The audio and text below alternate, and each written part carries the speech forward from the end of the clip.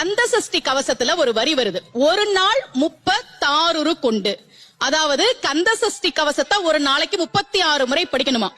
படிச்சா 7 மணி நேரம் ஆகும். நான் படிச்சிருக்கேன்.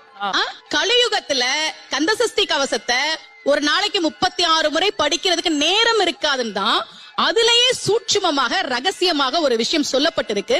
முருகனுடைய அருளால் நான் தெரிஞ்சுக்கிட்டேன். அதை நான் உங்களுக்கு சொல்றேன்.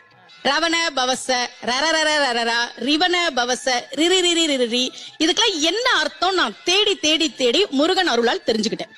சரவண பவ முருகனுக்கான மந்திரம். இதை 6 முறை சொல்லணும்.